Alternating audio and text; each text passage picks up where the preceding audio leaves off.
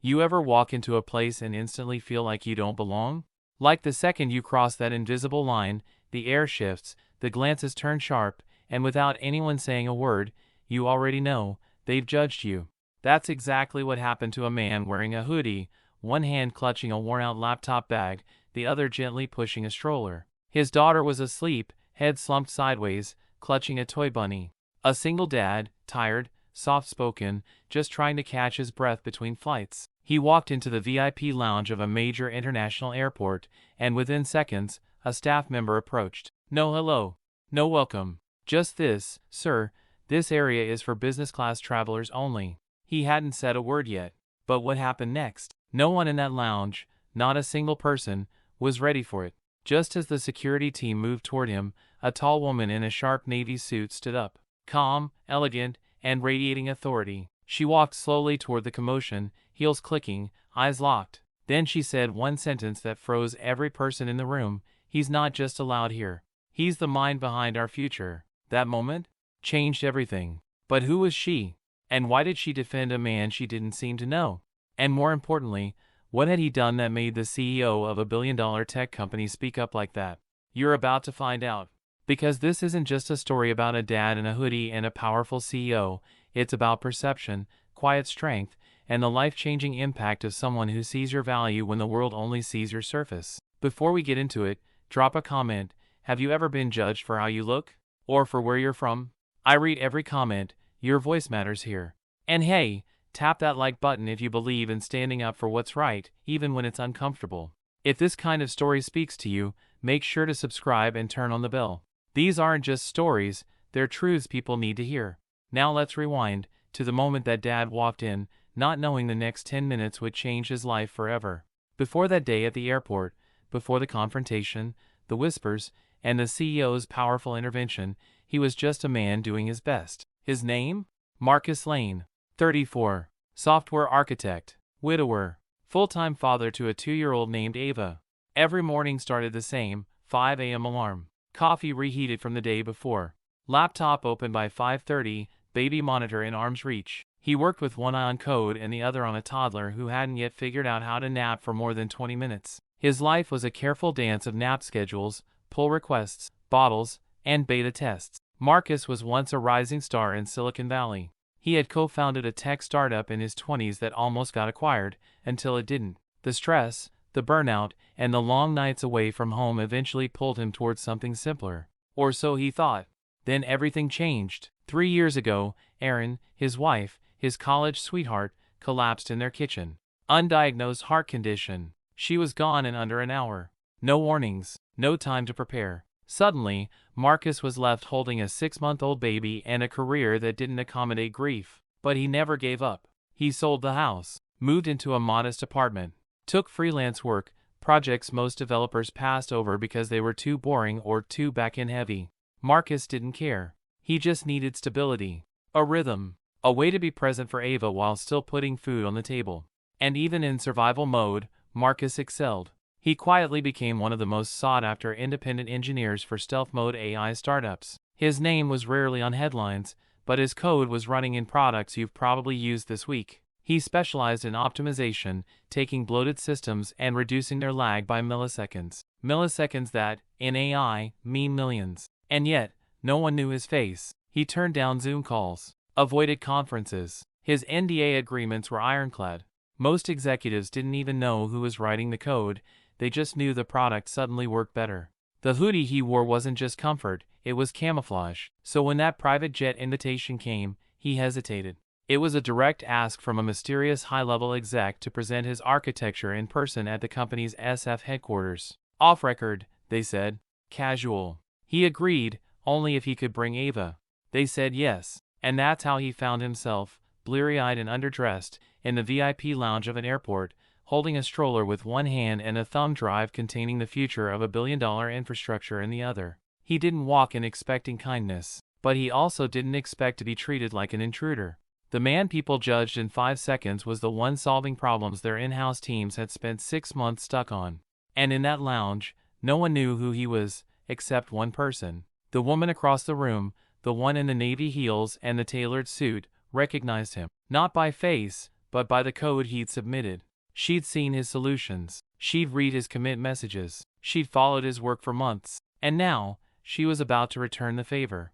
The lounge was quiet, clinical, white leather chairs, brushed steel counters, soft jazz echoing from hidden speakers. A place built to make people feel important. Marcus entered with a quiet kind of urgency. He wasn't trying to make a scene. He wasn't even expecting comfort. He just needed a place where his daughter could rest and where he could check his slides one last time. He scanned for an open outlet, found one in the corner. He moved quietly, not making eye contact, the wheels of Ava's stroller squeaking slightly over the tile.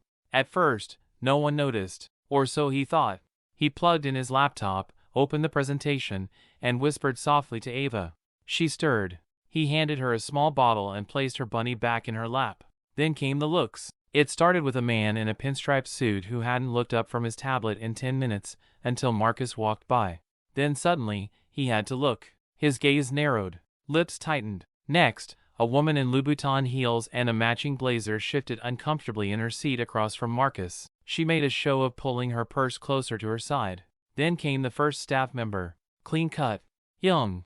Earpiece in. Sir, he said, half whispering, this section is for premium ticket holders. May I see your pass? Marcus handed it over without hesitation. Business class. Confirmed. The staffer blinked. Ah, I see. Well, families usually prefer the family lounge. It wasn't a suggestion, but Marcus didn't move. He smiled politely and returned to his work. He knew what this was. He'd seen it before. Ava cooed and began babbling. Not loudly, just toddler noise. Joyful, innocent, unfiltered. And yet, someone sighed audibly. Another glance. Another murmur. 2 more staffers now. This time, one with a manager's badge. She approached with more authority. Sir, she began, we've received some concerns from our other guests. This is a professional space. You and your daughter may be more comfortable in our other lounge. Marcus looked up. We're fine here. I have a valid boarding pass. She hesitated. Yes, but this area maintains a certain standard. There it was. Standard. A word people use when they mean image, but are too polite to say so. He stood. Not aggressively. Just enough to remind her he wouldn't be quietly pushed away. I'm not breaking any rules, he said. And I'm not moving. Ava started to fuss. Someone near the espresso bar rolled their eyes. Another muttered, can't they keep that kid quiet?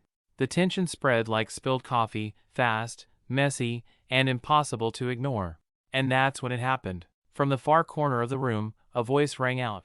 Controlled. Calm. Unmistakably powerful. Is this how you treat the mind behind your infrastructure upgrade?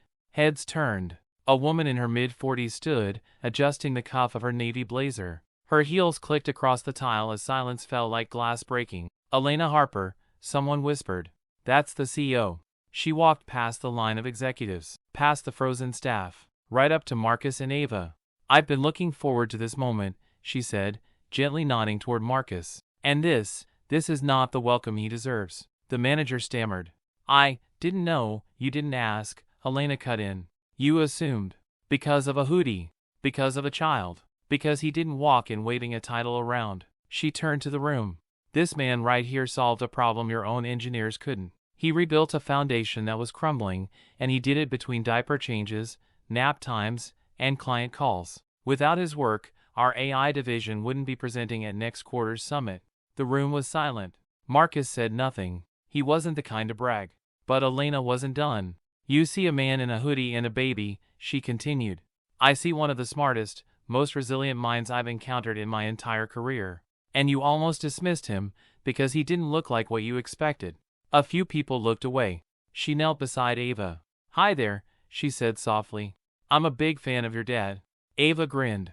Then Elena stood, fire in her eyes. We have to stop this. The quiet bias. The subtle exclusion. The belief that genius only comes in a tailored suit and polished shoes. She turned to Marcus. You're exactly where you belong. And with that, she walked with him to the front of the lounge, sat with him, talked business, like equals, like allies. And everyone watched, because in that moment, everything changed. Elena Harper didn't make public scenes. She didn't speak unless she had to. But when she did, people listened. She'd built her reputation on precision, calm under pressure. A woman who walked into boardrooms full of billionaires and made them lean forward.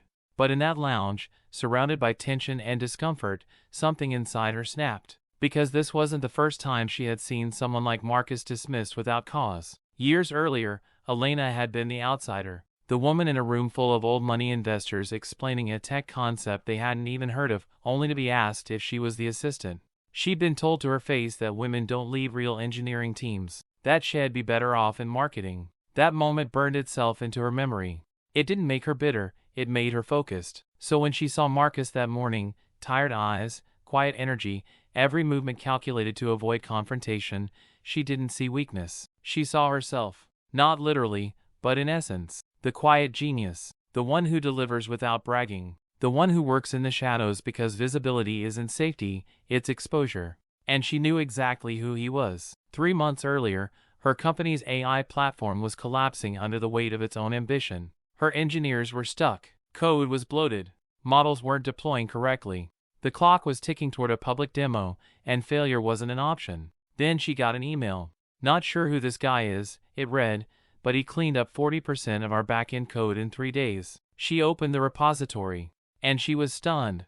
Not just because the code was elegant, it was poetic, efficient, strategic, scalable. Every line showed intention. Every comment revealed a mind that thought 5 steps ahead.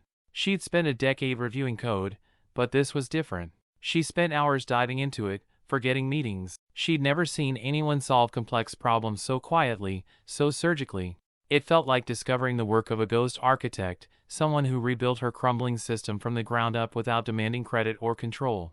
No resume. No meetings. Just results. She tracked down his alias. Marcus Lane_ICore on GitHub. Anonymous but consistent. When she finally got his real name, she was shocked to find no LinkedIn. No TED Talks. No Medium articles or viral posts. Just a man who clearly wanted to disappear. So she sent him an invite, carefully worded, discreet. "We're exploring confidential Randy partnerships," her assistant wrote. "We'd love a low-key, informal meeting. NDA protected." He agreed. Under one condition, he needed to bring his daughter. It only made her more curious. When she saw him that morning, hoodie, tired eyes, a baby in tow, she didn't flinch. But the rest of the room did. She watched in silence as the staff questioned him, as guests rolled their eyes, as people shifted uncomfortably, not because he was doing anything wrong, but because he didn't match their expectations. When they moved to eject him, she stood. Not because it was dramatic, because it was necessary. "I've been waiting 3 months to meet this man," she said. "And this is how you welcome him?"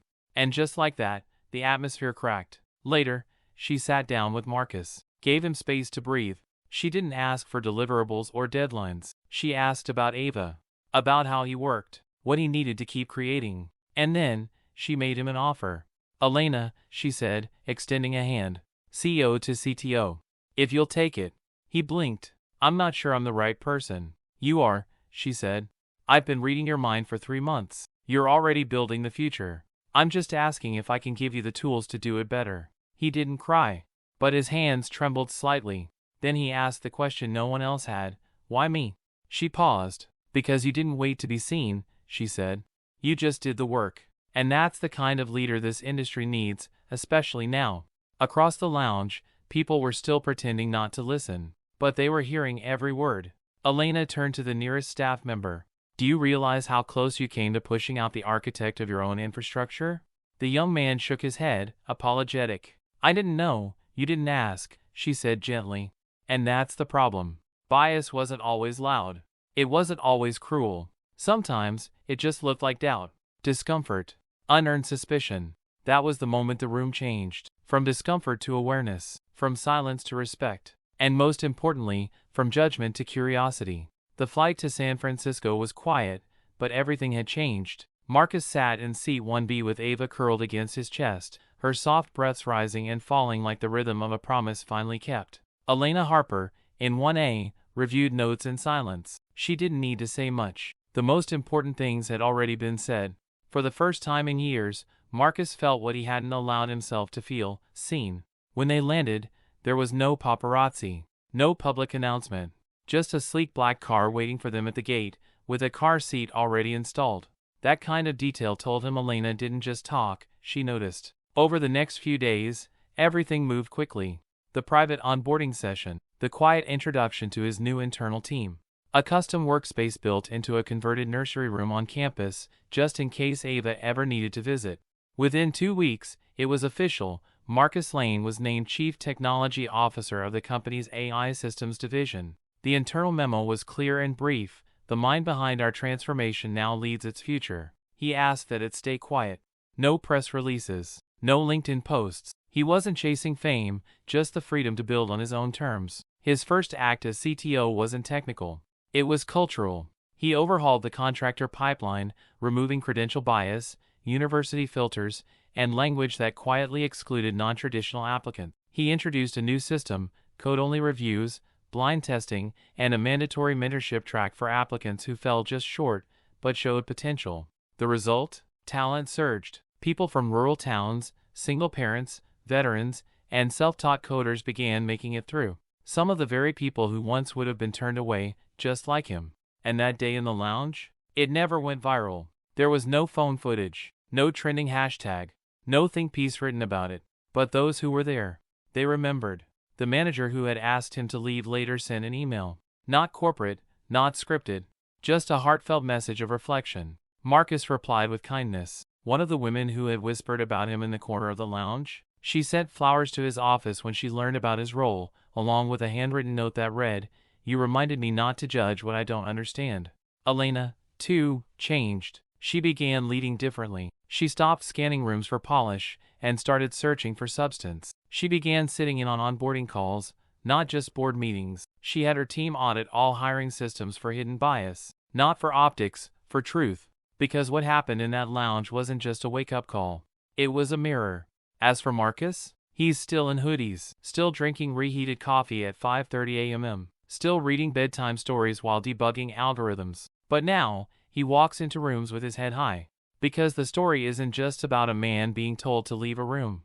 It's about a man who rewrote the rules for who belongs. And maybe, just maybe, it's about a future where the smartest person in the room doesn't have to look the part to lead it. So let me ask you something. What if the person you walked past this morning, the one who looked a little out of place, a little too quiet, was actually the reason your favorite app runs flawlessly? What if the tired mom at the coffee shop is designing the AI that'll power the next wave of medical breakthroughs? What if the man in the hoodie, with a baby in one arm and a laptop bag in the other, isn't struggling, but leading, in a way the world hasn't learned how to recognize yet?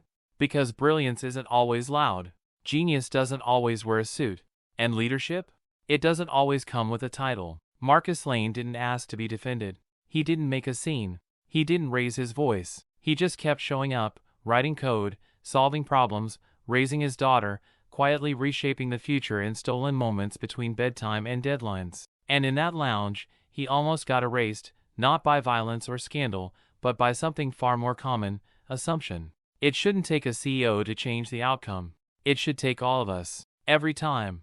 Every time we see someone who doesn't fit the mold, we have a choice, to dismiss, or to look again. Because how many solutions, breakthroughs, and acts of quiet genius have we missed just because someone didn't look the part? Let this story be more than just a headline. Let it be a habit. If you've ever been misjudged, or stood up for someone who was, share your experience in the comments. Your story matters, and someone reading might need to hear it. This community thrives on stories that remind us we're not alone. Hit that like button if you believe we need more people who notice the overlooked. And if this is your kind of story, subscribe. Not for views, not for algorithms, but because stories like this, they make us see. And sometimes, all it takes to change the world is looking again.